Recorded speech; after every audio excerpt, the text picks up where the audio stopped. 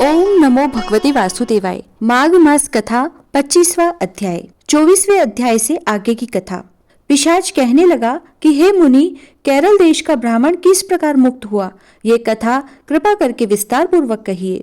तब देवदूत ही कहने लगे, केरल देश में वासु नाम वाला एक वेद पारंगत ब्राह्मण था।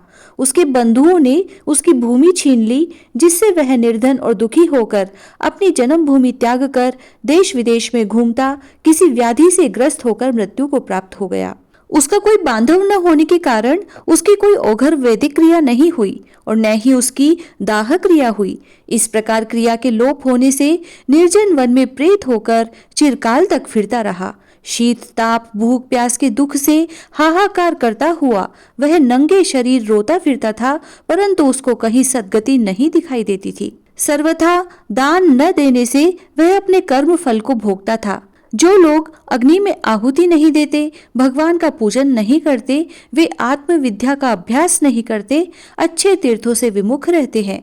जो लोग दुखी लोगों को स्वर्ण वस्त्र तांबुल रत्न फल तथा जल नहीं देते तथा छल कपट से जीविका प्राप्त करने वाले, दूसरों तथा स्त्रियों का धन हरने वाले, पाखंडी कुटिल चोर, बाल वृद्ध तथा आतुर और स्त्रियों पर निर्दयता करने वाले, आग लगाने वाले, विष देने वाले, झूठी गवाही देने वाले, कुमार्ग पर चलने वाले, माता पिता भाई बहन संतान तथा अपनी स्त्री का त्याग करने वाले, जो सब तीर्थों में दान लेते हैं, पालन करने वाले, स्वामी को त्यागने वाले, गौर तथा भूमि के चोर, वेदों की निंदा करने वाले, वृथा द्रोह करने वाले, प्राणियों की हिंसा करने वाले, देवता गुरु की निंदा करने वाले, यह सभी बारंबार प्रेत पिशाच राक्षस तथा बुरी योनियों में जन्म लेते हैं।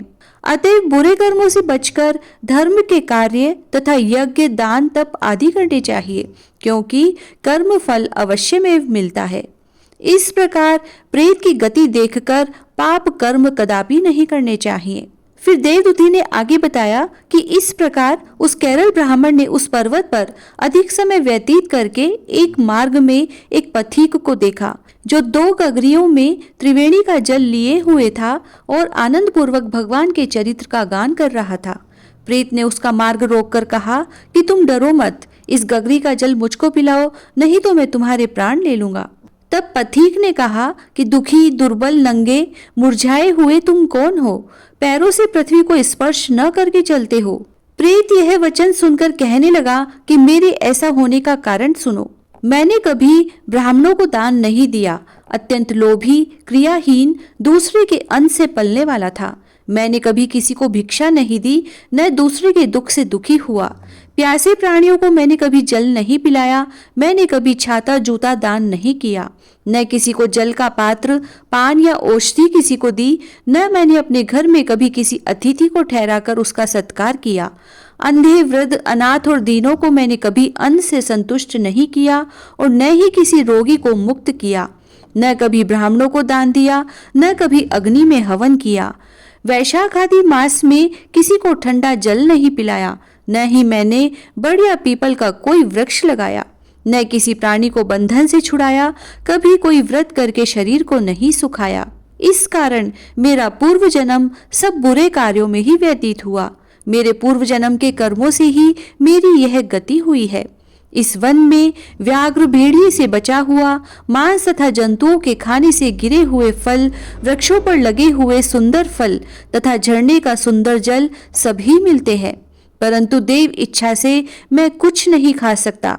सर्प की तरह केवल पवन भक्षण करके जीवन व्यतीत करता हूँ। बल बुद्धि मंत्र पुरुषार्थ से लाभ हानि सुख दुख विवाह मृत्यु जीवन भोग रोग तथा वियोग में केवल भाग्य ही कारण होता है। कुरूप मूर्ख कुकर्मी निंदित तथा पराक्रम से हीन मनुष्य भी भाग्य से ही राज्य भोगते हैं। काणे लूले लंगड़े नीतिहीन निर्गुण नपुंसक भाग्य से ही राज्य प्राप्त करते हैं।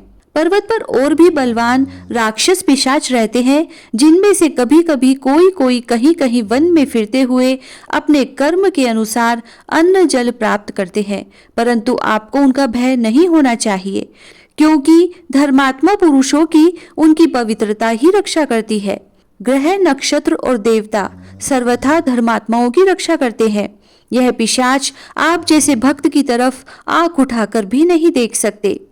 जो नारायण भगवान की भक्ति से पवित्र रहता है, उसको प्रेत पिशाच पूतना कोई बाधा नहीं दे सकते।